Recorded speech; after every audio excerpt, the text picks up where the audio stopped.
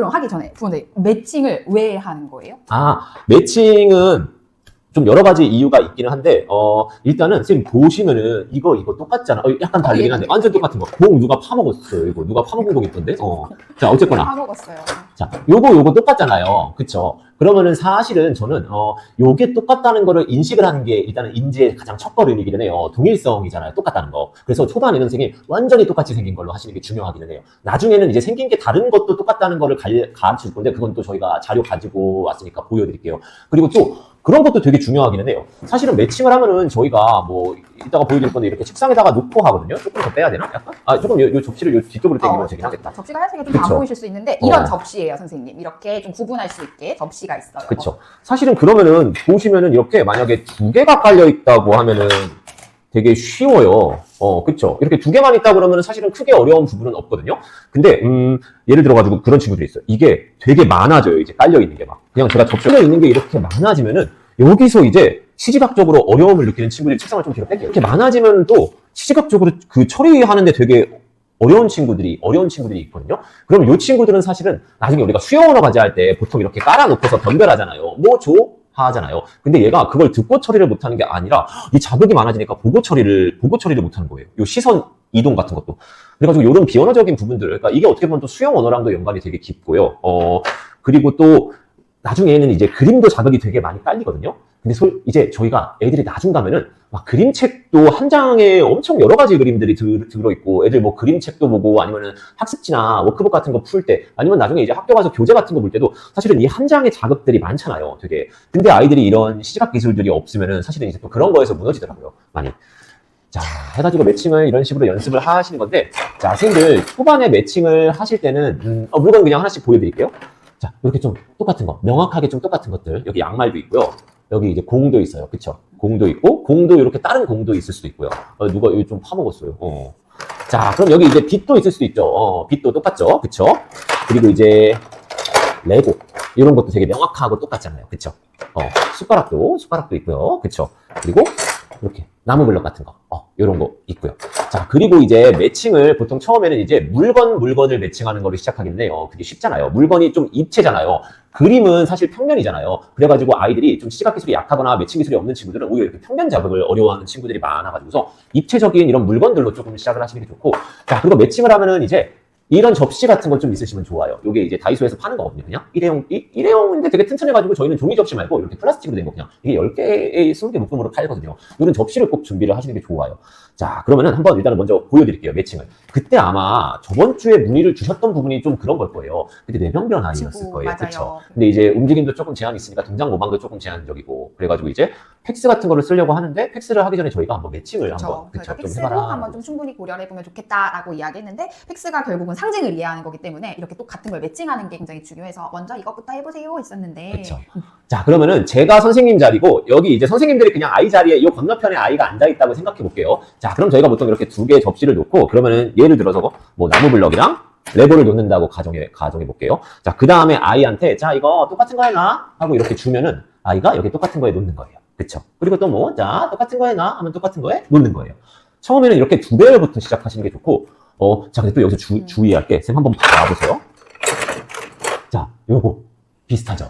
애들이 어려워요. 이걸 이렇게 놓고, 색깔도 비슷하잖아요. 색깔이라도 좀 달랐으면 괜찮은데, 어쨌든 숟가락 포크가 좀 생긴 것도 그렇고, 기능도 비슷하잖아요. 약간. 그러니까 이런 거를 놓고, 우리가 이제 똑같은 거 해놔 하고 그럼 아이들이 헷갈려요. 그러니까 초반에는 차이가 되게 명확한 걸로 하시는 게 좋아요.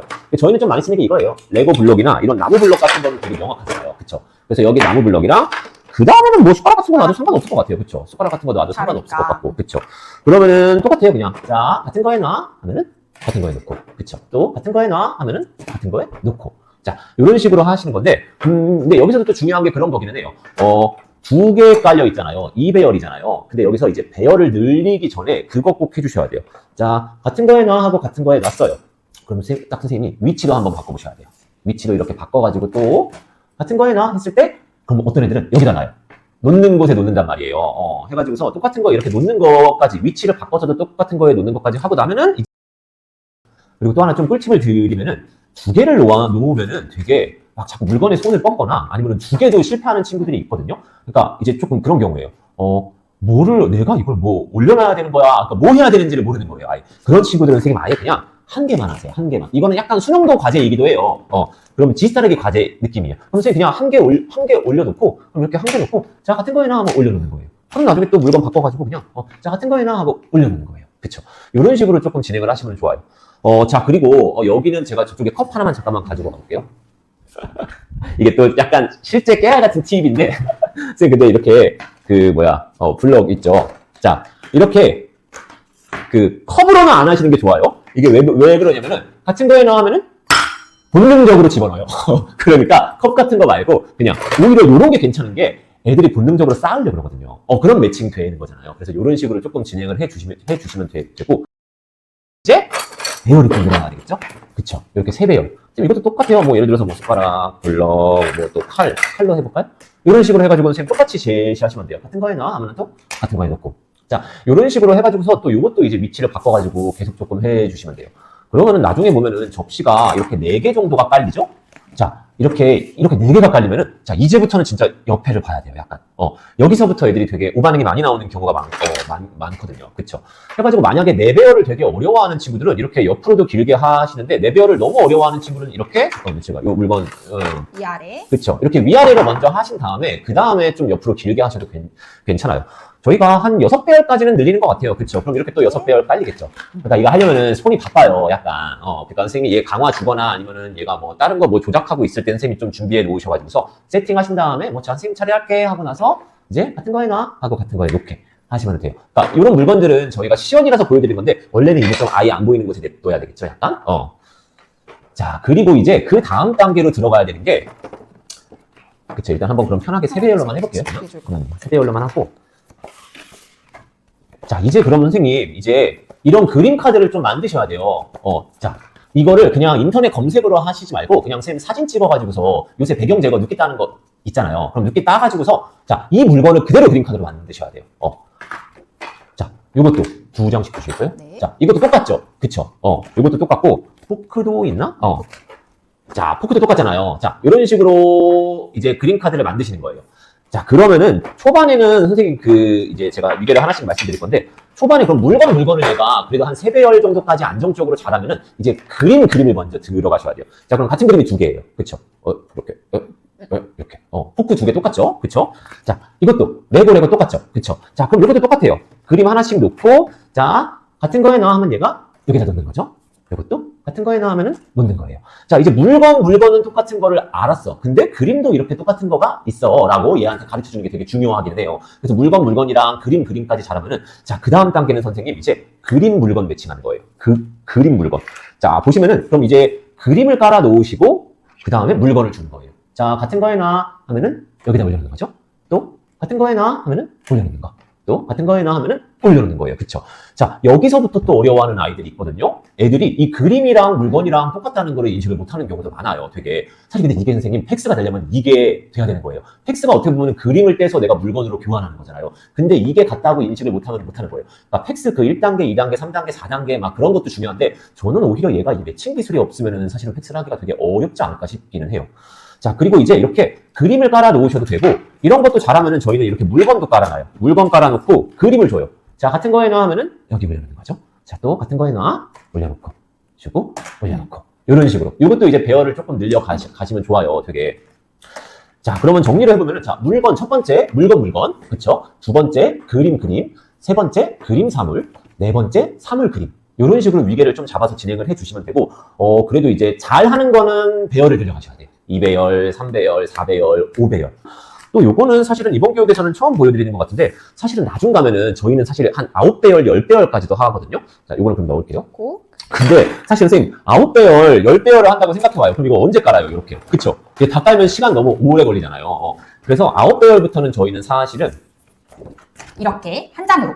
그쵸? 자, 가까이 좀 보여드리면 이렇게 9배열 모아찍기를 해가지고 만들어요. 그러면은 여기다가 놓고 요 소 그림 똑같은 거 주고 똑같은 거에 놔 하는 거예요. 이런 식으로. 이러면은 요 사이즈에 맞춰가지고 애들이 놓으면 괜찮아요. 되게.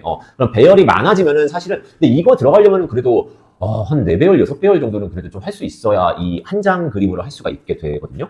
팩스가 만약에 그림 교환을 하게 된다면 사실은 이것보다 크기가 나중에 작아지잖아요. 오이가 쌓이면. 그래서 그렇기 때문에 좀 더 이런 부분들도 배열이 늘어날수록 좀 더 할 수 있는 것들이 늘어나게 되기는 해요. 맞아요. 자, 그리고 선생님 또 중요한 게 지금은 보면은 그러면은 똑같은 것끼리 매칭한 거잖아요. 완전히 생김새랑 색깔이랑 모양이랑 다 똑같은 거를 딱 그 매칭한 거였는데 이제 한 요 정도 배열 정도 이제 들어가는 친구들은 이제 그거를 알아야 돼요. 자, 선생님 보시면은 여기 신발 있죠. 그쵸? 자, 근데 얘도 신발이잖아요. 그리고 얘도 신발이고. 그쵸? 요렇게 다 신발이잖아요. 자, 그러면은 생긴 게 다르지만 이게 같은 물건이구나라는 거를 아이가 인식하는 게 사실 되게 중요해요. 제가 그래서 일반화 교육 때도 많이 말씀드렸던 게 아이들이 그 빨강 사과는 사과라고 인식하는데 초록 사과는 사과라고 인식 못 한다는 거. 그래서 요런 것도 선생님 그냥 똑같아요. 자, 같은 거에 넣어 하면은 여기 신발에 올리고, 자, 그럼 여기 말이 여기 있거든요. 근데 이제 다른 말 사진이에요.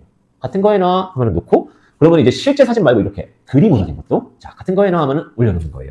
이런 식으로 해가지고 사과도 지금 빨강 사과, 초록 사과 있죠. 그렇죠? 그럼 여기 사과가 있거든요. 그럼 같은 거에 넣어 하면 매칭하는 거예요. 이게 되게 중요해요. 선생님들이 만약에 아이가 그런 아이들이 있어요. 지금 마침 이선원 선생님이 좀 뒤에 질문 올려주신 건데 제가 읽어볼게요. 네. 그 언어 치료에 있어 그 매칭하는 이유가 궁금합니다. 인지 발달과 관련 있는 것 같은데 언어에서는 어떤 도움이 될까요? 지금 그쵸. 이 포인트가 딱. 자, 그럼 제가 여러 가지 단계로 좀 나눠가지고 설명을 드려볼게요. 그럼 우리가 만약에 무발화에 좀 기능이 낮은 아이예요. 그럼 그런 아이들은 이제 비언어적인 과제가 메인이 돼야 돼요. 그러니까 뭐 우리가 뭐 따라 말하기, 수용 언어를 하기보다는 동작 모방이랑 매칭을 하셔야 돼요, 먼저. 그래야지 인지가 올라가요. 인지 언어를 위한 우리가 밑거름을 그걸로 좀 만들어주는 거예요. 그리고 수용, 자, 그럼 아까 완전 똑같은 거 매칭도 못하는데 듣고 고르는 거 될까요? 안 돼요, 되게. 그래가지고서 기능이 낮은 친구들한테는 오히려 우리가 언어 단계로 넘어가기 위한 사전 기술들로 이런 비언어적인 거, 동작 모방이랑 매칭을 꼭 해 주셔야 되고. 자, 그럼 만약에 이제 언어 단계예요. 애가 이제 막 우리가 단어를 가르치고 문장을 가르친다고 아마 단어 단계 아이라고 그냥 좀 가정을 해볼게요. 자, 근데 어떤 아이가 선생님 물건을 보고는 예를 들어서 저기 한 번만 보여주시겠어요? 자, 이거를 보고는 공이라고 해요. 근데 차라리 그쵸. 근데 얘를 보고는 공이라고 못해요.